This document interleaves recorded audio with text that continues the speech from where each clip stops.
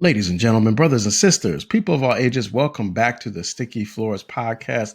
I am one of your hosts, CJ. I am joined by Mr. Will, and you're listening to this. We are extended big happy Father's Day shout outs to all the dads in the world and the universe and the galaxy. And tonight we're talking about one of the most famous fathers of all time, that dude, Darth Vader, aka Anakin Skywalker, aka the Chosen One, aka Obi-Wan's little homie,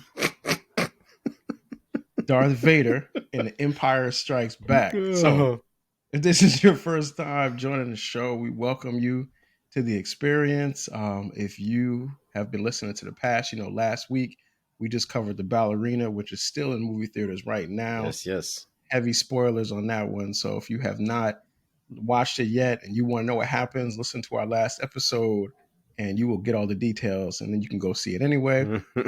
Obviously, we're doing a movie that came from that's been out since 1980. So if you think it's spoiled, if this is a spoiler show for you, you might be listening to the wrong show. So that's where that is.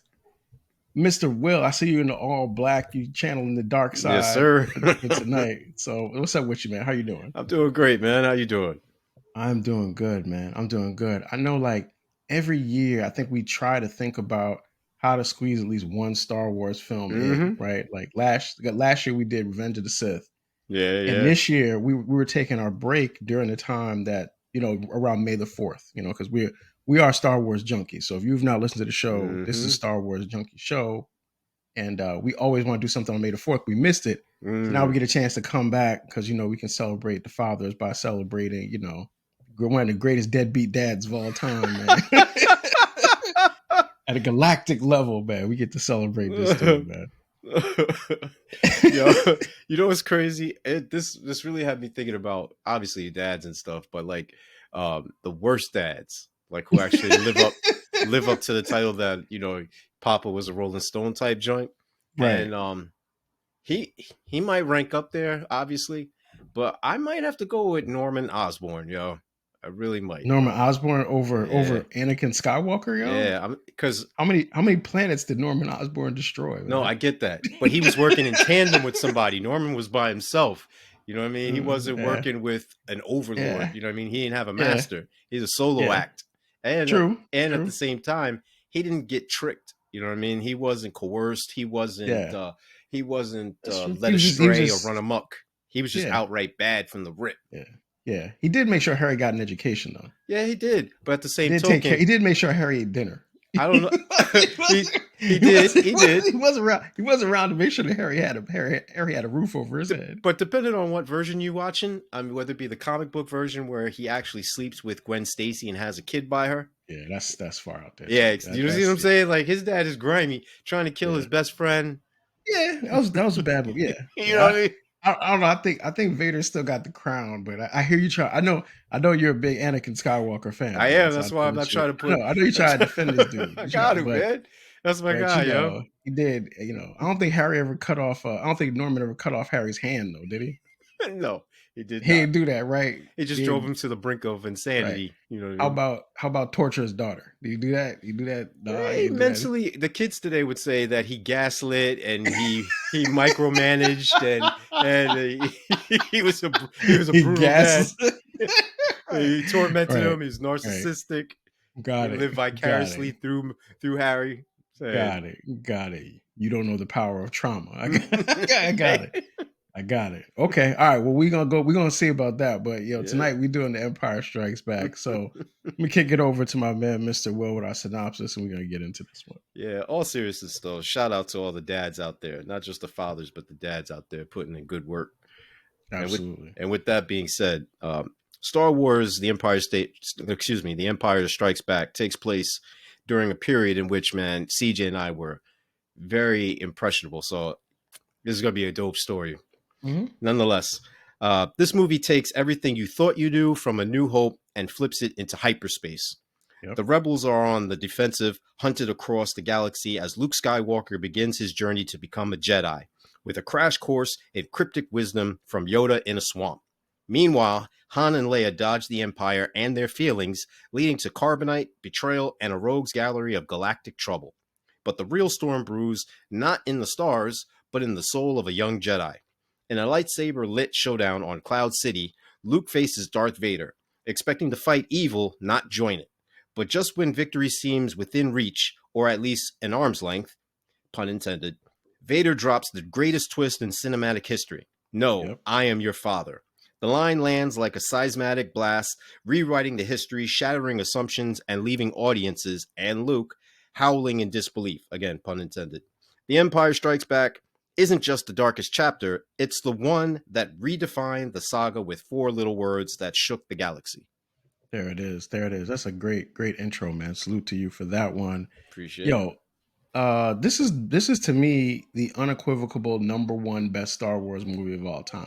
So That's tough right there. yeah, I'm saying that. I saw your face was I thought you was gonna be like, yeah, it is, and then you're like, nah. I saw your face. Wow, because I gotta really think. I gotta let that marinate. Okay. I'm not just gonna give you a response. I got you. I got you. But nah, Empire Strikes Back to me is not only is it a great film, but it's also to me the greatest of the Star Wars film. I think that there's things that they do with this that they have not been able to replicate, even when they've tried to in the other 2 trilogies as well. And there's certain films. I was thinking about this, and I actually put this out on our Threads page. This question of what movie have you seen that has actually gotten better over time? And there's a couple that have done that, but The Empire Strikes Back, you can watch it today, which obviously we did for the show. Yeah, it still holds up as a great just narrative story. And I would say that outside of the Leia part with Leia kissing Luke and hand in the mouth, that's weird. That's indefensible. Outside of that weird part, I would say that over time, everything that Lucasfilm and now Disney has done has actually made these movies, and this one in particular, even more powerful. Because it's now that there's so much backstory on Darth Vader, the more backstory that's created, the more you appreciate the journey that he goes to from, like you said, from A New Hope to Return of the Jedi. But this is like the movie where his joint just starts to twist and turn a little bit. Like this is like the origin part of the little bit of Anakin starting to come to the surface in the end of this movie. So this is just, I love this film, man. Wow. That's powerful right there. And powerful in the sense that it reaches a lot of different fans, like circles and groups, in an intimate way as well as a superficial way, as far as like their introduction to Star Wars. You posed an interesting question without doing so. Is this the greatest out of all of the movies? I might have to co-sign that, only because not just for the reveal, but also the in-depth storytelling by George Lucas that wasn't so blatantly obvious. And what I mean by that is, you're getting layers to Han Solo. You're introduced to different planets. Like when you first tapping into A New Hope, pretty much it's Tatooine. And the Death Star. And that's it. You know what I mean? Like they're in space. Because Andor just gets blown up. Or not Andor. What do you call it? Oh man, why are we drawing? Yeah, we'll remember. We'll remember. Yeah. But Princess Leia's planet. I can't think of it right now, but nonetheless, but now you're actually seeing the world flesh out. You're actually seeing, the different stages that not only Luke goes from adolescence to young manhood to, being more mature, losing his mentor, the possibility that he has to go off on his own hero's journey, being introduced to this mysterious creature who has no known origin. So you're intrigued by, still to this day. Right? It used to be Wolverine, him, and a couple of others who had like mysterious backgrounds. And then they gave Wolverine a whole full-blown name and taking on somebody else's name. Now it's just Yoda. Even Snake Eyes, they didn't blow that out the water, but I digress. The kissing in the mouth part, well, we don't know just yet that there's twins. You know what I mean? We're still led to believe. We're still led to believe like it's innocent. So there's something wrong with George. Right? Like I don't know. Yeah, right. Exactly. Right. It does make you question. Yo, dog, did you really know that for the whole time? You know what I mean? Did you like really we know do that, brother and sister? Yeah, that was a little sneaky right there. Yeah. at the Yeah. same token, like Sneaky, little even with, sneaky, freaky move right there. but that's what I was about to say. Even with that, man, it's like, all right, there's got to be a love interest, but does it have to be his sister, dog? Like, It was weird. That's the part of the story that I don't remember, yeah, but I don't you remember. don't want to remember. But you talked about Yoda, right? Yoda is probably one of the most well-known movie characters of all time. Mm-hmm. People know Yoda, even if they don't even really know a Star Wars Mm-hmm. movie, right? And that way, that backwards talking, like people, that's just something that's lived in the Forever. zeitgeist forever since it came out. So, like, when you think about Yoda, when you think about Darth Vader, especially Darth Vader in this film, where Mm-hmm. Darth is cooking the whole movie, like you could like James Earl Jones was Rest in reading these power. lines like he was enjoying it. Yeah. Like it's a lot of this one is up there.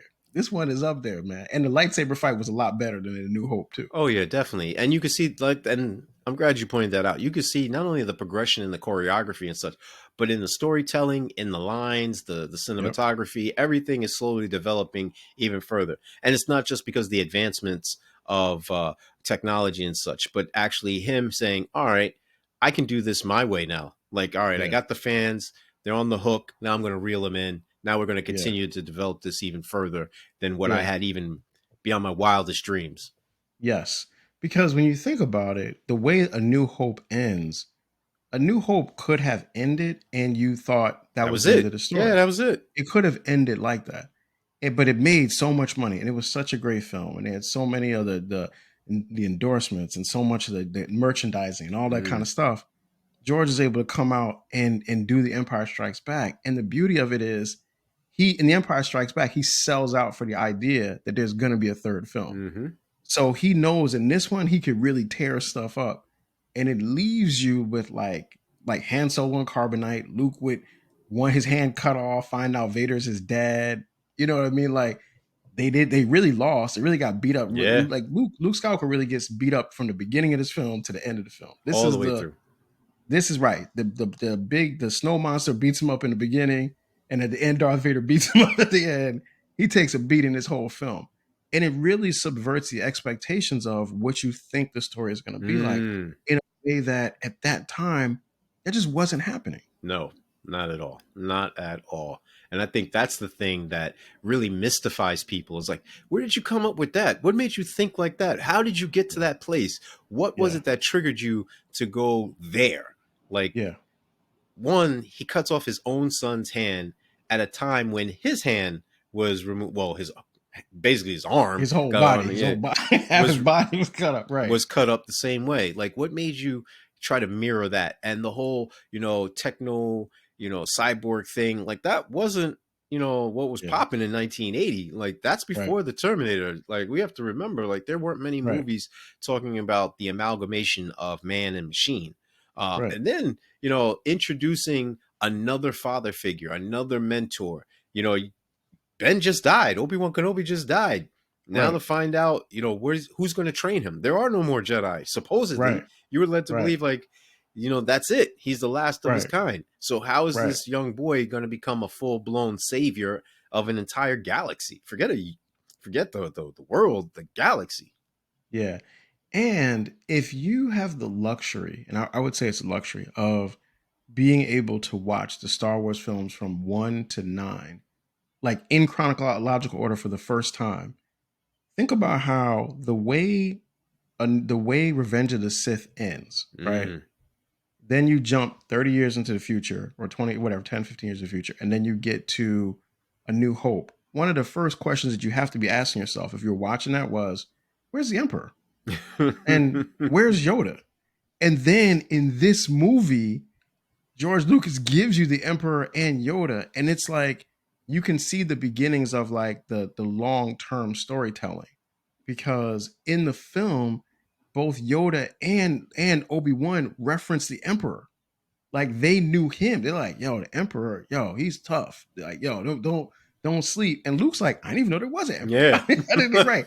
I thought I gotta be worried about Vader, but you're saying it's something else beyond that. And hmm as the audience, now we're like, you get to be like, yeah, there is. Because I remember there was an Emperor. Where's the Emperor at? And where and Yoda, and you know what I think about now, man? This is one of I'm just gonna throw this hot take out there for free. It was a free hot take. I think, having watched this movie, I think that Darth Vader thought Yoda was dead. Wow. I think he thought Yoda was dead because he never even mentions in episode Hmm. in The Empire Strikes Back or Return of the Jedi. He never mentions Yoda at all. He doesn't even think of Yoda as a possibility. So this is what I think. This is the real hot take. The hot take is I think Palpatine told Darth Vader he killed Yoda, even though Yeah. he didn't. Uh-huh. Mm-hmm. He probably was talking trash to him one night. They probably Talking chilling out in trash the to Death Star. They're in the Death Star chilling, kicking it. Vader probably don't have his mask on, nothing. They just kicking it just straight, right? One night, and Palpatine trying to make Vader feel bad. He like, man, you lost Obi-Wan, man. him. You lost Obi-Wan. Like for real, my old apprentice, like Dooku could beat Obi-Wan straight up. You couldn't beat him? I mean, I killed Yoda. You couldn't stop Obi-Wan. And Darth Vader's like, Dang, you got him. You got that. You got that. You the big homie. You got that. That's what I think. I think he lied to him. That's my first hot take. I'm just dropping that. Boop. I'm not sure he thinks that he lied to him. I'm thinking it's No, he more. doesn't know he lied to him. He thinks he's Yeah, dead. like I think He he doesn't think. know. Yeah, I think what happened was in that scene where they're throwing around the chairs in the Senate. I think he's Yeah. like, yo, I got that dude, yo, I got him. I lit him on fire, and all I see is his cloak. So yeah, I got him. So you think Palpatine told him he killed him because he thought he did? Yeah, I think he did. I don't think he believed that he was telling a lie. And Interesting. then that's why Yoda was on Dagobah, because it's a dark planet. It's an evil planet full of Yeah. the darkness, the dark side. The So dark side of therefore the he was Force. Yeah. able to cloak his spirit, his energy. You know what I mean? Yeah. I think my But way I is like funny. yours better. I think mine is funny. I like that because I could see Palpatine lying to Vader the whole time, The man. whole time, yo. Like he always be lying to that dude. So I mean, like he's like, yo, I'm about to really, because he didn't want to get on his nerves and like Mhm. you couldn't even beat Obi-Wan. Dooku beat him. Like you can't do Yeah. that. Like I mean, this dude was laughing when he killed Padme. That's my hot take for free.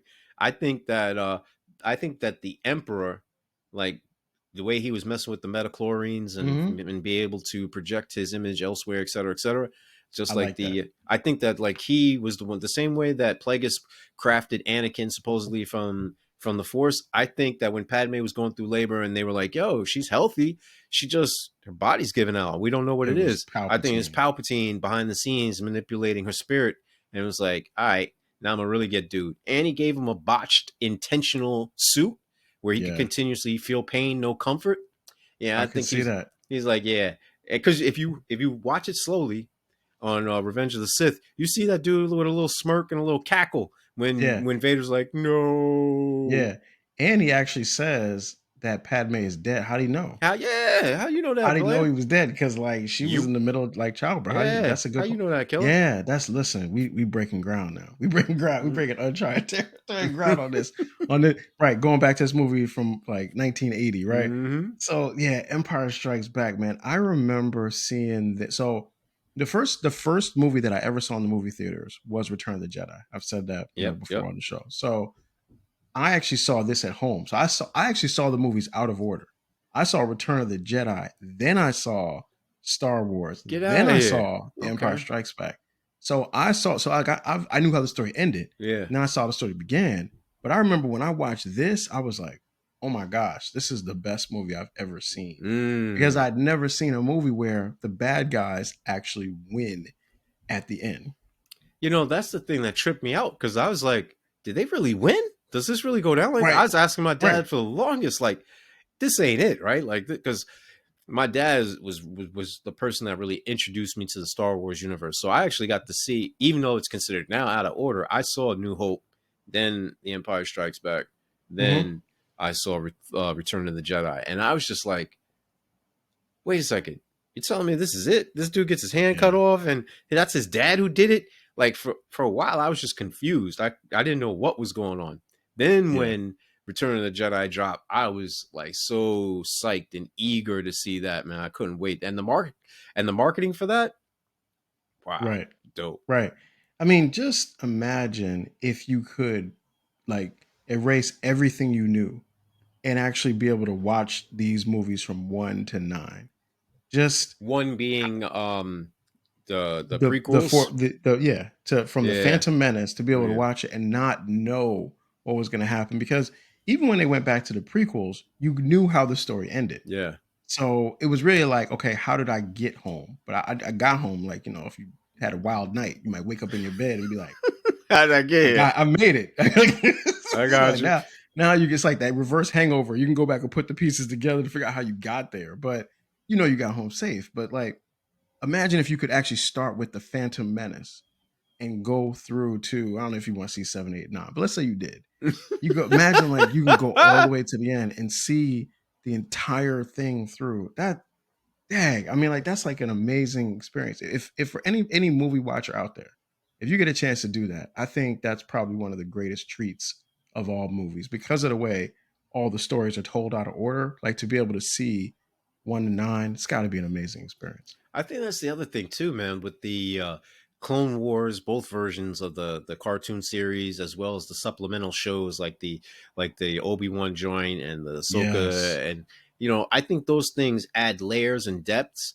So depending upon how you're viewing it, are you just watching strictly the movies, or are you watching the Mm, Clone Wars? Because you got good to see point. Anakin be, first he's a young kid who's racing pods, you know what I mean, and he's trying to have Hmm. the and then his surrogate father is taken from him. Like Qui-Gon is Yes. gone. Somehow, Yep. somewhere, you got to go from that point to understand why does he appear to be petulant at times, immature at Yes. others, irrational. And I think, and that's just within the inner circle. From the outside, the civilians and the other Desians are like, yo, he is the general, the hero who doesn't lose, who's Yeah. brave and fearless and will rush into battle, leading whomever, anywhere, at any time, any place. So the way that you try to juxtapose those different sides of him, to get the totality, I think you got to introduce those cartoons so that you see, oh, this is what happened to him. He becomes Vader, and Yeah. this person really did kill Anakin. Like they Yeah. are two separate entities. So all right, so I gotta. So this wasn't even one of my questions, but what you said made me want to ask you this. So, in your opinion, does the Obi-Wan Kenobi show enhance or take away from the Darth Vader story? Because I've had debates with people about this, and some people have made like a lot of really good arguments for why they don't like the Obi-Wan show, and not beyond the structure, but just the story itself kind of creates other gaps and holes. But what do you think? What's your perspective on that? All right, one, I was extremely disappointed from what we got versus what I know we should have gotten. Shouldn't have Okay. had so much of Leia and I forget the villainess's name, um, Mm-hmm. the acolyte or whatever have you. Shouldn't have Mm-hmm. the one of the Inquisitors. Yep. We shouldn't have had those being as paramount as they were. Next, there would have been more battles, more fights, and Obi-Wan would have clearly lost to Anakin and had to have unburied himself. So just that change, I think it diminishes Vader's story and Mm. enhances Obi-Wan in a way where you're like, wow, he's living with regret, and he's self-mutilating himself, and he's flagging himself, because of the regret, the remorse. This is someone who's supposed to be his brother, and he basically left Mm-hmm. him there to die. He didn't mercy kill him if he had to, the torment, the hiding of his children from him, not trying to be there for him when he was in front of the council saying, hey, you're going to make me you don't give me the rank of master, but I could sit on the council. I didn't save Yeah. all of your lives at one point in time. Like, he needed Obi-Wan to step up then and there to be his brother, not his master and his teacher. And he needed someone to bond with him in that manner. So you're saying so for you, the Obi-Wan Kenobi show elevates Obi-Wan Kenobi and diminishes Darth Yeah, Vader. definitely. And Definitely. so at the end of the day, does that take away from the Darth Vader that you see in A New Hope and The Empire Strikes Back and Return of the Jedi? It makes him more sympathetic to me. Um, Okay. because now you're seeing that this is a father. I mean, look at it like this, man. Say you got mythological kids who are supposed to do great things into the world, right? And they're Mm-hmm. taken from you. That whole, chance to do that. You're going to feel like a piece of you has been taken, and you're justifiable in whatever means you get to go through, however you go through whatever it is you're feeling. Um, so I feel like, he's justified, he's angry, he's perturbed, he's pissed, you know, yet these stories don't go into that. You know what I mean? They don't talk about the rage of a father losing his children and having to make amends with that, the woman he loved for all of his life. Not those stories. That's why they had the Clone Wars and everything. So I'm looking at Vader like, you just his lapdog. You're just the Emperor's lapdog, man. Like, yeah, and that's sometimes definitely how he's portrayed. I would say for me, it does make. I think that it actually made Obi-Wan look a little sideways, because I looked at really? Obi-Wan a little sideways. Yeah, because essentially what you see is Obi-Wan now has had two chances that he could have killed Darth Vader and he didn't do it. You thought he He could have could have killed him did. in that? He could have killed him at the end of the Obi-Wan show. No, that's what I'm saying. You really believe that? Yeah, absolutely, absolutely. Ah, He had done enough damage to him that he could have taken him out, and instead he decided to leave. And I've always thought, like, now once you introduce that story, I always feel like, so Obi-Wan really could have killed this dude twice and didn't do it, but now he's trying to convince his son to do it. I He's trying to trick his son into doing it. you know And he did it by not actually telling him that that was his dad. see, I had a feeling you were going to go there, and I'm sitting there. I'm like, nah, that's not what he was doing. He was just trying to get him to stand up to his father to subvert He the didn't tell evil. him. I'm trying to ride, man. Like, Yeah, he didn't do it. And this is the thing that I love about this movie, right? Bring it back to The Empire Strikes Back.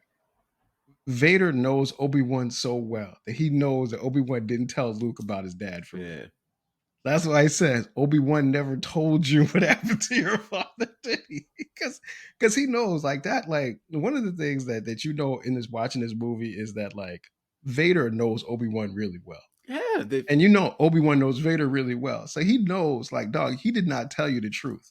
Because Obi-Wan always is a little fugazi when it comes to stuff. When From he's a done it to certain, me. like he said, Right. a certain He's hit me, perspective, though. right. He's hit me with that certain perspective stuff too. So I know how this dude operates. That's greasy, I love man. it. That's greasy. It is. It's greasy. Even in Return of the Jedi, when Luke approaches him and is like, dog, what do you mean by from a certain point of view? Like, what you talking about? That's the same dude, man. You know, it is and it isn't. I understand what he means. Like, he literally had an entire personality shift. Now, what's the difference between that and, someone who does suffer from, a multiple personality disorder, schizophrenia, Yeah. whatever have you? You know what I mean? So I get that aspect, because that's not the guy he was training. That's not the guy who was putting his neck on the line and, doing all these things in order to help those that couldn't help themselves. Yeah. I mean, this kid killed younglings. You know what I'm saying? He did. Yeah, right. We skip over that with Vader, right? Vader did kill a room full of children. With ease. Everybody riding for Anakin, like, yo, show that tape. Go back to the Jedi archives and pull that footage out. People looking at him like this. let people see that joint and see, like, dang, show that to Ashoka. Show that to her. Like, you remember little Jeffrey? Yeah, Jeffrey ain't around no more, man. And this is why. This is why. Right. Here, watch this. That's your man. Burn after That's watch your man. Right. All right. Yo, so obviously, this film, I mean, there's so many. I mean, we haven't even really scratched the surface on it. No. I mean, Han Solo, Princess Leia, Chewbacca, C-3PO. Yo, and the first black man on the joint. What you talking about, Lando Calrissian. Yeah. Right. Who comes in with immediate riz, as the young people say, immediate aura right away. Right. He looks like debonair. Right. He looks like Han Solo's like black friend. Yeah. Like the black friend that Han Solo got half his style from. It's Lando Calrissian, right? So I mean, go ahead. And that's the crazy thing too, because it's not until I got older to go back and understand who Billy D. Williams was. Right. You know what I mean? But that was my introduction to Billy D. Williams. I didn't know, you know what I mean, that he was in anything else. I thought this was his first project. You know what I'm saying? Right. So I'm sitting there, I'm like, who's this cat? He over here trying to get with Leia. He knows Han. Trying to take Leia, right. He runs Cloud City. He knows Chewbacca. Right. That was his ship, the Millennium Falcon. Right. Oh, okay. Right. Like, how did he get here? Right.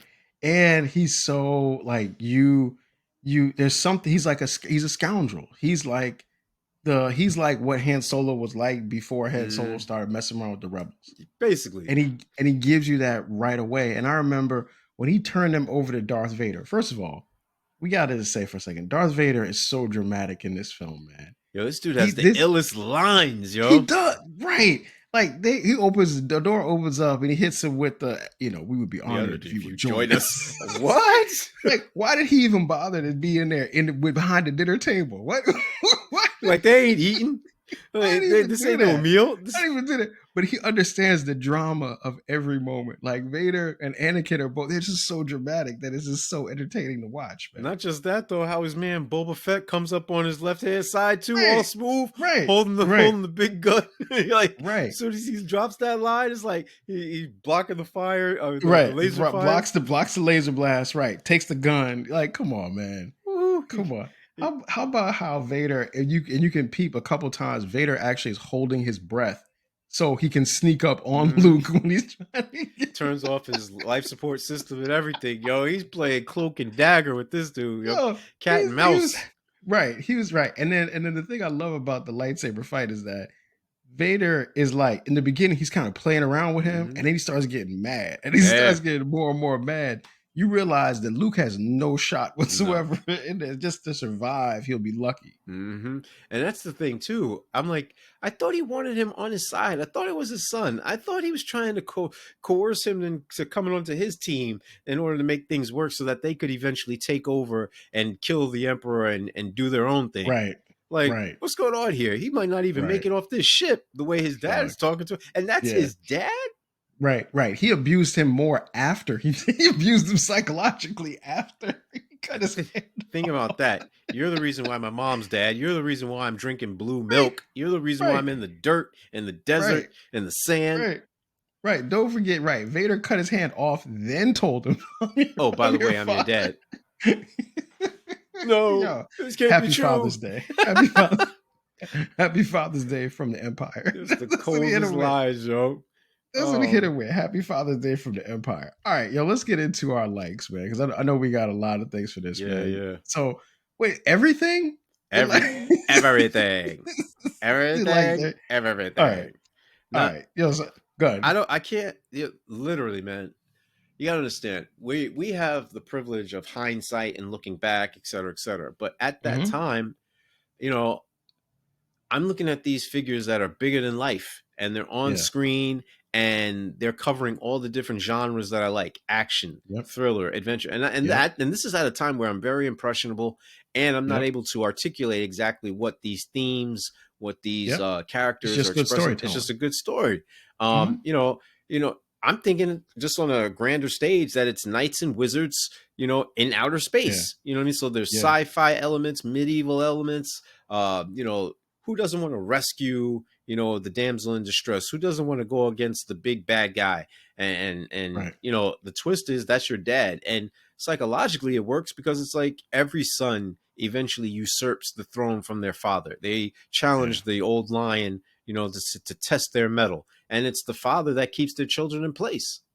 Yeah. I mean, George Lucas is in his hero's journey bag Mm-hmm. with the story of Luke Skywalker, but it's also the depth that the evolution of the other characters around. So Han Solo goes from the scoundrel to the general. Mm-hmm. Like he gets there. Like Leia was never the damsel in distress, right? She's No. always been like about it, but then even she goes into being even more of a leader. Luke Mm-hmm. goes from the farm boy to the Jedi, and Darth Vader goes from the most crooked man in the galaxy to this father who's willing to kill himself to save his son. And it's beautiful, man. It's Yeah, the it's evolution. just it's poetic, man. It's a poetic story. So on the cake for me, I would say number one, man, I got the Han and Leia dynamic. So Star Wars has actually never, to me, been able to tell a good like romantic story. Even the Anakin and Padme thing, Hmm. they didn't really have chemistry. Like that didn't work. But Han Solo and Princess Leia, and I guess by extension Harrison Ford and Carrie Fisher, probably because in real life they were also getting down. Mm-hmm. Like they got real chemistry, and you buy them liking each other. And the way that The Empire Strikes Back is written, when you get to the end where Leia says to him, "I love you," and he's like, "I know," it's real. Like they bought that. Like I was like, cool, y'all told this story. I loved how they did that. I just want to comment on that last part. I think that because Hayden Christian was young at that time, and you know, Harrison Ford was a little bit older. I think He's a the way that man. Yeah, he's a man. I Yeah. think the way that they were able to embrace their respective characters led to them either falling in love or having a romantic relationship with their respective leading ladies, and Hmm. that helped to facilitate the chemistry that you're speaking with, or the lack thereof. Yeah. You know, you also got to understand too, like, I don't think that that was the chief part that George Lucas was trying to emphasize. I think he was trying to get to, like, here's this story is about this boy who's going through the ups and downs of puberty, and how does he come to grips with not having a dad, then his mom's a Ups and slave. downs of puberty. Hey man, I'm just saying. Oh man, He's a teenager at that point, you know what I mean? Like, yo, his body's changing, hormones yeah, racing. come on, The man. first chick that he ever saw, he falls in love with and wants to Yeah, no, marry. Come that's on, yeah. fam. You got to do better than that. You I'm got to just do. Hey, Obi-Wan should have told him I'm about just that. Obi-Wan should have been teaching about But that you know instead that of Obi-Wan lost too on that when his leading lady yeah, died in the Clone Wars. You know what I'm saying? yeah. So that's why I'm like, Obi-Wan should have told him, dog, date a little bit more first before you fall head over heels for and this that's all. one That woman. The only woman you've ever, only woman only you've one he ever ever known. set eyes on, and he's like, "Yo, I gotta get with her, fam." It's somebody should Mace would have told him, hey, Anakin, it's a lot of women in the But then galaxy. again, Just Mace so didn't like Anakin. You know what I mean? just so Mace you thought know, he it's was the chosen one at one yo, point in talk to time. somebody, even the dude with the long head. Somebody would have said, hey man, it's a lot of women in the galaxy. Like, just chill out. Anyway, I like that dynamic. The Imperial March theme, that dun, dun, dun, Yeah, dun, dun, dun, that's just a great song. Great theme. classic.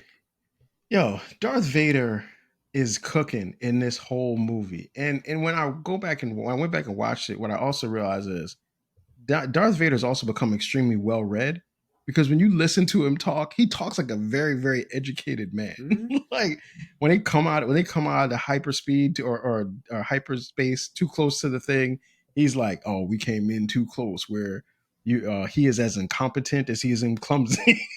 Like Vader not only he beats people, but he also like just disrespects them with his words too. I read this comic book once where Vader was like, "I'm surrounded not only by blood, but by no, I'm surrounded by fear and blood," or something to that effect. I know I'm Fear not and doing it dead right. men. I know Yeah, it's like dead. fear and dead men. And I Yeah. was sitting there while I was reading this drawing, and I was like, "Damn, this dude's got the illest lines, man!" Like He this, does, right. Anakin was reading. Anakin yo, was when he was in that back the tank, he was in that. We had like a little screen. when he's He's in reading the classics. something, because when he's in Rogue One and he turns around and he's like, "Yo, don't deliver something about empty promises, whatever," and he turns around and he hits him with the Right, choke joint, right, like, right, right. Don't yo, choke on your own yeah, ambition. yo, Like a bit, he's yeah, like, yo, this dude is yeah. ill. What happened to He's the king Anakin? of slick talking, right? He slick talks you the whole time. Even with Luke, where he tells him like the force is with you, but you are not a Jedi yet. Like he's he's just downgrade. He's like Yo, he's he the just master of the talks one liner. trash. Yeah, Right, and right, delivers.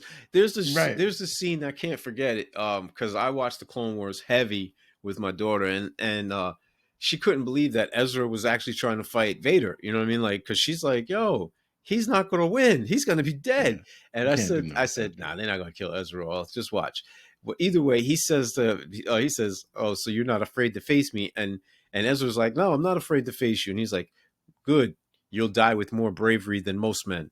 Yes, yeah. He's got a very like what we would consider like a Shakespearean sort of language Yeah. to him that just adds to the character. And going back and seeing like, you know, the like you said, the Clone Wars, but also the prequels, you could see Anakin wanting to be like that. Like Mm-hmm. Anakin, you could you know that there's a part of him that loves people being scared Oh of him yeah. as Darth Vader. Like he's Mm. getting He off on that. And relishes it. he Yeah. right. I mean, he force chokes like so many people in Just this off the film. strength. Right. I mean, like You've he's now like the been worst. promoted, Captain. Right. Not is he the worst dad ever, but he's the worst boss ever. Don't fail me. He's clear killing his employees because they're making mistakes, man. Yeah, that's the ultimate. Yo, that's the ultimate plan. If you don't have to pay any type of benefits or any type of, you just know, force choke him. yo, just force choke them. You know, Just force choke him. no, That's what there's he's no doing. unemployment for you. No death benefits. None of that, yo. That's what he's doing. All right, what else I got? I got, of course, I mentioned earlier, up in the stakes by adding like the Emperor and adding Yoda. just gives you, it just expands the world. And like I said, I love the way that the Yoda character is just amazing. Like you just remember, because I know, like me, like Luke in the story, I thought Yoda was going to be like this like hard dude or something like that, and it's this little green guy, and it makes you listen to him more because he's little and he talks backwards, he does all this crazy stuff, but he's strong with the Force. I thought that cat was senile at first, man. She was playing games with him, but I like how he did it. Now, all right, so I gotta just run this down for you real quick. So, all right, so this movie has what for me is one of the well, I want to put this in perspective. I want to just bear with me for a second. Okay, you remember the scene in Gladiator where Maximus turns around to Commodus and he tells him, Maximus Decimus Meridius. Yo, You that's the remember how illest great that scene line is? It's one of the greatest scenes of all time. Okay. ever. Do you remember in Belly, the beginning of Belly, where Oh, Nas when and they go through the DMX are tunnel and the walking through the eyes are club? glowing. And they were, Yeah, with the however black do you lights want it? on, and yeah, however do you want it by Soul to Soul's playing. Woo. You remember that, right? Okay. Do you remember watching for the first time the Joker walk into the room with all the mobsters and Yeah. control that room in the Dark Knight? You remember that? Okay. Do you remember in The Godfather, Shout out to the Michael first Clark. the Godfather Part One, when Michael Corleone has to check Fredo about? He tells him, You don't "I ever love step you, my outside the brother, family. but don't ever go against the family, ever." Right? Michael J. These White. are some of my favorite movie scenes of all time. I've watched them all Yeah. probably hundreds of times. The scene where Luke Skywalker first walks into the carbonite freezing chamber Mhm. and it's dark, and then all the Yeah. lights come on, and at the top of the stairs is Darth Vader, and all you see is the silhouette and Mhm. the red buttons on his chest, and he tells him the Force is with you, but you are not a Jedi yet. That is my most favorite scene in of all movies I've ever seen in my life. Are you serious? That is my number one favorite Wow. thing in cinema ever. Even watching this again, when I see that, I don't know what it is, but I just love that scene. Of all the movie cake that I've get cake scenes, there's no cake bigger or sweeter than that scene. I'm surprised you were actually able to come up with just one definitive scene. I'm more impressed by that than the fact that this is the scene. This is it, man. I Wow. love that scene. I've probably watched just that scene. Yeah. I don't even know how is an incalculable number of times because of how much I love it. So that's ultra cake for me. Of course, not allowing the bad guys to win. I love that. And here's the other thing too that I think is really dope about this movie, which I've caught in past watches, but I really felt it a lot now. At no point do they allow Luke Skywalker to treat fighting Darth Vader as revenge for him killing Obi-Wan Kenobi. Mm. And that's written so smartly because if he would have fought Vader out of revenge, he would have moved to the dark side. Yep. But they never let it. They never let it be that way. Mm-hmm. He never even Vader never is like, I'm gonna kill you like I killed Obi-Wan. He never even he doesn't even do that. That's like off limits for both of them. Yeah, like yeah. there's like and when you really watch the movies, Vader, even as Vader still loves Obi-Wan Kenobi, man. Oh, of course he does. He still loves it because he's still talking about him. Oh yeah. He's even to this day, he's still talking about him. So I just love that's my cake on The Empire Strikes Back. And kudos to you for being able to recognize those things and pinpoint with, such skill and accuracy what it is that you like about the movie and how it's symbolized in a character or scene. Like the exact totality of the movie is basically summed up in that scene where Darth Vader, his silhouette, it's imposing, it's dark, it's threatening, you want to know more, but you're afraid to ask the questions, like just all of that.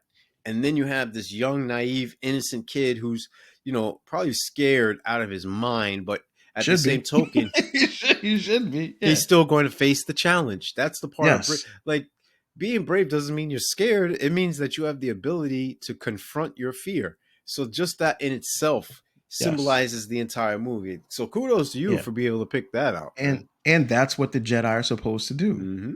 Like, I think Luke Skywalker even says that in one of the movies, confronting fear is the job of the Jedi. Mm-hmm. Like, Luke has to all go up those steps. He has to travel. Literally, Vader has the high ground. Yep. He has to go up to where Vader is to fight him, right? And Vader, and halfway through the fight, Vader starts to respect him. Like, you're actually not afraid of me. No. Like, everybody else is. That's like, yo, you're trying to get to that point. I remember that. I used to be like you. I used to be like you, man. Like, yo, you reminded me of me right now. I missed that guy. Who is that guy? Yeah, he's like, dang, this dude, you remind me of somebody. Mm-hmm. Like, I know, I used to know somebody I killed. I don't know. Yeah, what you talk about somebody I killed is crazy.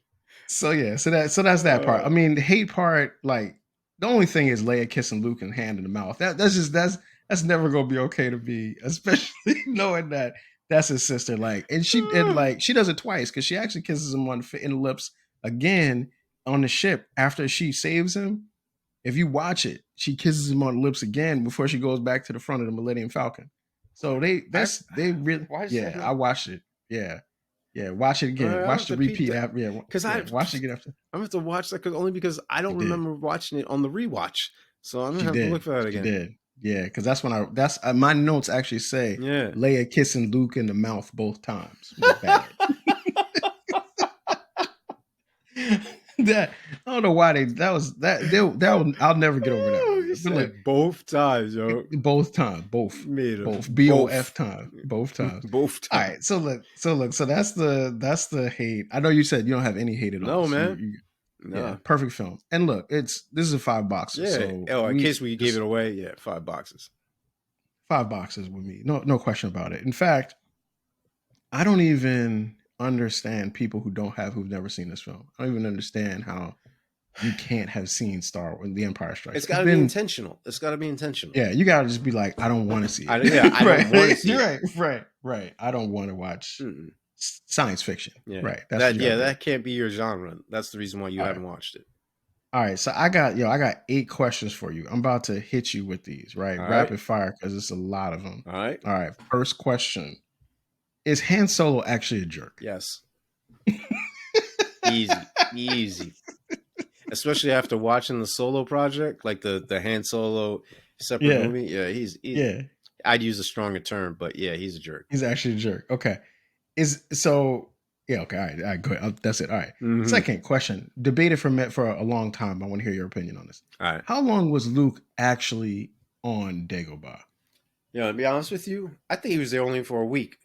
He got a week's worth of training. No, because like I know they don't show all the eating, the sleeping, and all that other stuff. But I mean, like on the real, he gets there, he's struggling to lift up the ship. They don't show any more, like montages of him training and all this. They show the one. So if that's the one, he's been there for a week. I'm thinking, he runs through the forest with Yoda on his back. You know what I mean? Like. That was day 1. That was like day 2. That was the day, right. Okay. He gets, I'm thinking 7 days. I think it was a 7-day trip, man. I want to ask a follow-up question to this. Yeah, shoot. Did Luke spend more or less or the same amount of time with Yoda as Rey spent with Luke in The Last Jedi? Luke probably actually spent more time. I'm thinking Rey might have been there for 5 days, a business week. And was like 5 days. Okay, so you give him Luke the 7 days. Yeah, I'm giving him the 7-day joint. Yeah. All right, cool. All right. Next question. What happens if Luke stays and completes his training? Oh man, he elevates to a whole nother level that much sooner. So all we saw in Return of the Jedi, you see that sooner, and then the flashbacks in The Mandalorian, or what's alluded to in there, you get to see that in Return of the Jedi. So like he's able to do all the stuff that's talked about in legacy books and things of that nature. Yeah, he stays. Okay, nasty. He gets to that. Do you think he still is able to redeem Anakin if he stays stays? No. Yeah, that's interesting, right? I agree with that. Yeah, the story actually works better. Yeah, when him leaving, from a viewer standpoint, by him leaving early. Okay. How did Vader know that Obi-Wan did not tell Luke that he was his father? Well, you already mentioned it, man, and very eloquently, I might add. He knows him. That's his brother. They've been in the trenches. Like, he trained him. Yeah. Yeah. He knows him. He knows that Obi-Wan be Very keeping well. secrets. Obi-Wan be not telling stuff. All right. Nah. Yo, was there a way in this film that Lando could have had a Colt 45 at some point? Was there a way? Could he have Space walked Colt up in the 45. beginning with a Colt 45, just like with the guy with the joint on his head, who just had it on the tray? Could he have done that? I'm sure that the two of them went off in back set and had their own Colt 45. And George was I like, think that should have happened. no, we can't incorporate this, man. What you doing? I think it should have happened. All right, here's my last. These are like serious Star Wars Right. questions now. I'm having okay. Which of these is the Emperor's actual greatest weakness? Number one, is it his need to have a capable apprentice?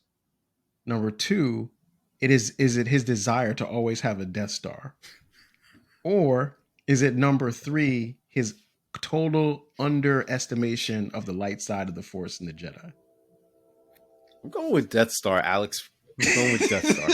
Tell me why. Tell me why. This dude seems to have a fetish for something that is gargantuan that can kill people That's always built with a flaw. Yeah, with a flaw that you would never think of.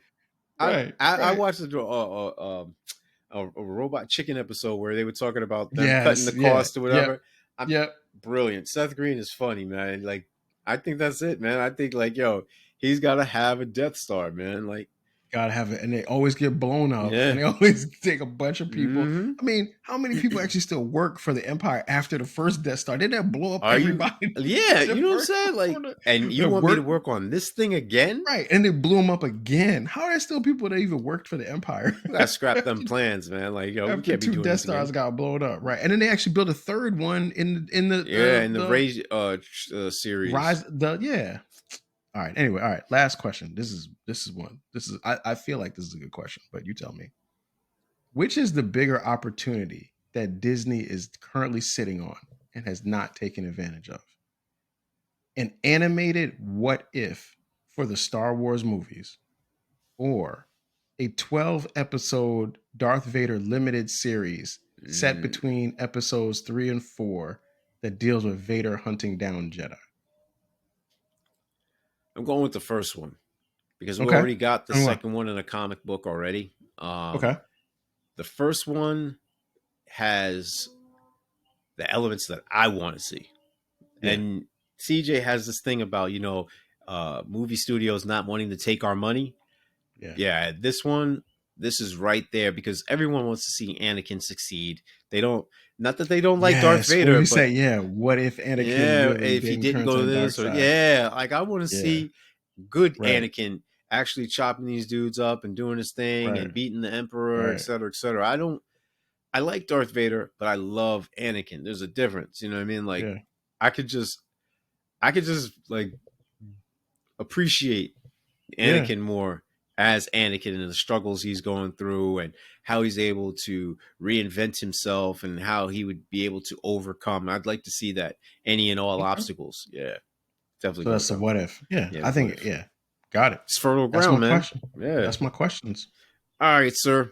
I have 5 questions for you. Oh, no, excuse me. 6 questions.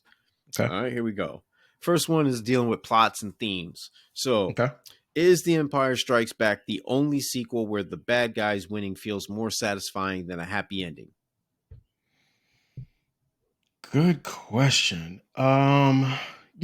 This is, when I looked at this question, what I realized, and there's something about the science fiction and the comic book world that allows for this question to be asked. And I think it's because in the science fiction world and in the comic book world, the villains can be so prolific that you enjoy watching them actually win. So the two ones that come to mind, obviously Empire Strikes Back. And then the other one that immediately came to mind for me was Infinity War. And Infinity War is, one day we'll get to it, my favorite Marvel movie of all time. Because I love how the ending happens with Thanos actually winning. So I would say that this movie, because it's the precursor, does it the best. But that Infinity War is like right on its heels for the bad guys definitely win, and I like that more than seeing the good guys win. I dig it, man. I dig it. Uh, Number two, characters. Is Yoda the most unlikely life coach in cinema, or the Yo, wisest? he's the man. He's the man. Like Yoda. Imagine like Yoda. Just think about all the times you jokingly talking Yoda language to people. Like we on group threads, and out of nowhere you just be like, "Say that, not I did." You know, like you'd be like, that happens all the time because this character is so iconic Yeah. that even baby. Think about how big Baby Yoda is, Mm-hmm. and people call like he's They got a call name. him Baby Grogu Go. still call him Baby Yoda. That's it. Like for the whole first 2 seasons of The Mandalorian, until you found out his name, everybody was calling him Baby Baby Yoda, Yoda. and it was fine. It was cool. And the only thing we were trying to figure out was when did Yoda have time to have sex? That's what we were trying to figure out. That's how prolific Yoda. When you care about what a character's sex life is like, that lets you know how iconic that character really is. Yes, Yoda is the goat Ah, of coaches. The goat. woo. When Vader hit you with that do or do not, there is no try. Mm-hmm. That's the truth. Mm-hmm. That's the truth. Like you either did it or you didn't. Like that's like you know how many people have been told that on football fields and in life since then. Vader, life coach. I mean, sorry, Yoda. Yoda, life coach, Yeah, man. gold star, Gold star. $10,000 an hour, only for the rich. He's doing it. Pay me in credits. Maybe. Oh, pay me credits. All right, number two. Number three. How does Han Solo go from scruff scoundrel to romantic hero without losing his edge? Part of it, and you said it, part of it is because Han Solo is an adult man in this movie. Mm. And when I watched these movies when I was younger, I always liked Luke Skywalker more. Because Luke is, Really? of course, Okay. you want to be able to lift rocks with your hand and everything. Mhm. Everybody wants to. I still walk through supermarkets and do the little hand thing when the doors open. You know, like we love that. But Han Solo is more like a real dude in Star Wars, Mm. and I think that's what Lucas did smartly with him is they didn't have him change his personality over time. Mm. He becomes a hero, but he still keeps that jerk edge to him Yeah, yeah. that you like. Even in this movie when Leia's like, telling him I love you, and he says I know. Come on, dog, that's perfect. Like that. If he would have said I love you too, you'd have been like, yeah, that's sweet. But would Han have really said that? Nah. Think about it. The line works because it's him doing it and it's him saying it. And that's Harrison Ford. That's Harrison Ford being who he is. Like just the aura, as they say, that he has in that moment. Yeah, it's Han. Gotcha. Han's that dude, man. And his name is Han Solo. Think which about is that. a great movie name. Yeah. Han Solo. One of the all-time greats, man. Why is Darth Vader more terrifying in this film than in New Hope, even without force choking the camera? So here's the thing. I think George Lucas realized that because you go back and look at A New Hope, Darth Vader really isn't in that movie a lot. Yep. This movie, you get a lot of Darth Vader. And I think George Lucas realized this is also an iconic character. This is I've really tapped into something. Yeah. And I'm going to give the people what they want. Like, unlike what a lot of movies do today, where they try to not take your money, like he knew this is the moneymaker, Darth Vader. And I'm going to like give this character front and center.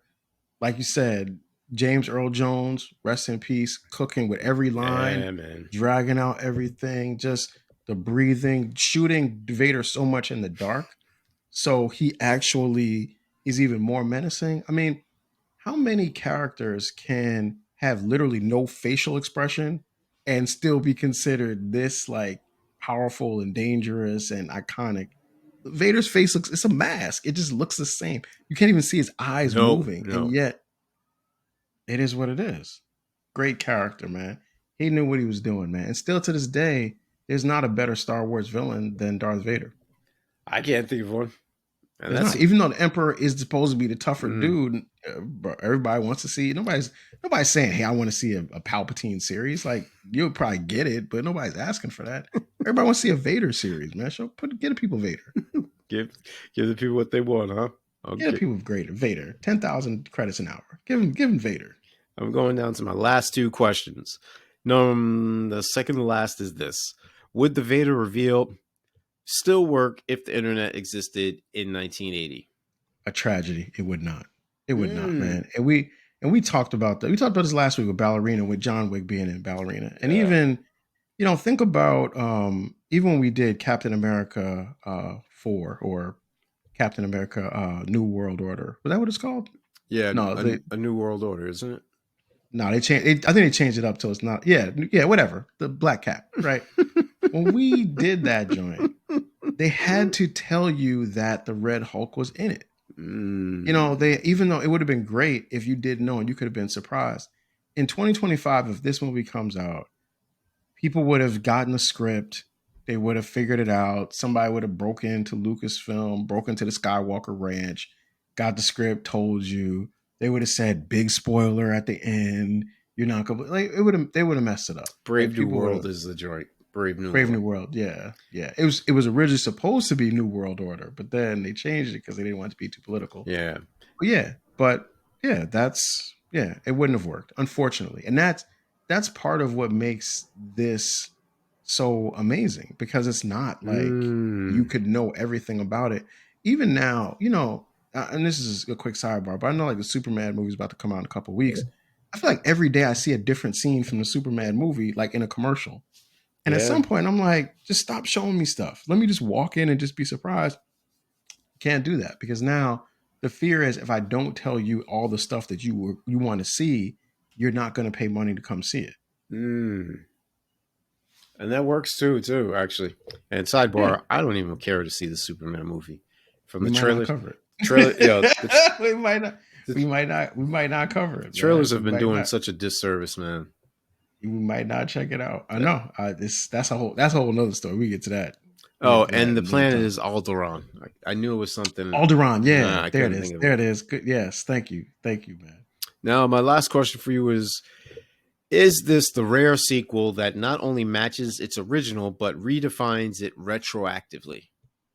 Okay. So, back to the original point, right? When I saw this question, I started thinking about it.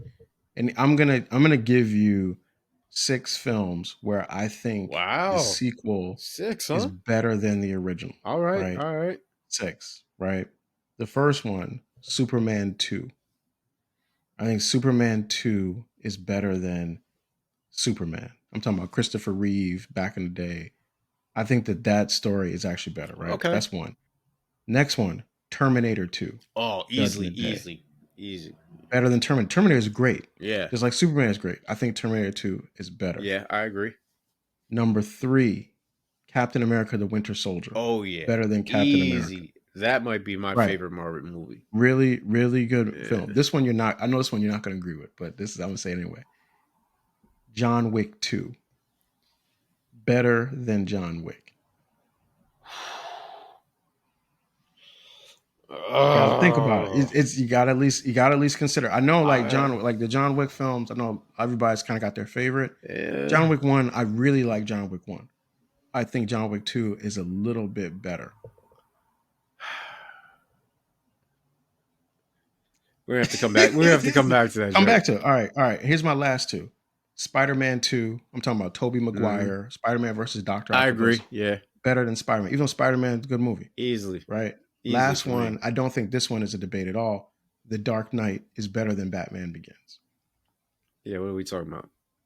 So I'm saying that to say is I do think there's something about the comic book genre, John Wick aside, that lends itself towards this kind of evolution in storytelling. And I think that's because so often the comic book movie trilogy format, because the first story has to be an origin story, it tends to be sort of simple. And then the second one is when they can really explore something a little bit deeper. But I will say that I think even that idea all goes back to The Empire Strikes Back. And the idea of like, I'm going to tell this deeper, more layered and nuanced story of good and evil than what you saw before. Because now we have some room and I know I got some space because of how good the first one did. And I'm almost guaranteed the third one now. I got a chance to really be creative in the second one. So that's fair. That's what I think. I think, and I would say I think Empire Strikes Back is the father of all great sequel films. And that's why we're talking about it tonight. I hear that, man. I hear that. That's it for the questions. There it is. All right, so we on hot takes, man. Mm-hmm. Hot takes. I'm gonna kick it over to you first, my man, Mr. Will. What is your hot take for The Empire Strikes Back? Well, CJ already alluded to my hot take, and I believe that this movie is the best sequel of all of the trilogies that are out there. This sets the bar. This is what you're going for. Agreed. I'm sorry I stole your thunder there too. That's all good. All good. Just means that we're in sync, man. We got like-minded. That's all. We are. Yo, my hot take is Darth Vader is the greatest villain of all time in movie history. Wow. Darth Vader achieves what modern villains now are trying to, and what no villain before has ever done, and that is to create a villain that you love as the villain and feel sorry for being the villain at the same time. And it took 20 plus years for that story to be told. And that's part of the reason why no other character gets that room. But now when you see when you see Darth Vader, you always know that Anakin Skywalker is inside of him, and you feel sorry for that. Yeah, that boy. And he is a treacherous monster. Yeah, yep. Who you also hate for being a treacherous monster, but love to see it. Yeah. And you root for him. You rooted for him to kill Palpatine in the chamber in Revenge of the Sith and not do it. Yeah. And you love it when he kills him finally in the end in Return of the Jedi. Agreed. It is the greatest villain in movie history because he goes the whole thing and you root for him as the villain and you feel sorry for him at the same time. Yeah, with that explanation, I'm co-signing that. Thank you, man. Thank you. Like you said, we're in sync. Yes, sir. Yes, sir. Like you said, we are in sync, man. So that's our breakdown on The Empire Strikes Back. Once again, it's a family story. It's a father story. Yep. It's, hey, man, dads don't always be showing up and doing right. so that's what happens. But look, Luke and Leia turned out semi-okay, right? So, you still got a shot. So, so once again, the Sticky Floors podcast is available wherever you get your podcast. We're on Apple Podcasts. We are on Spotify Podcasts. We are on YouTube, where we want you to subscribe to this. So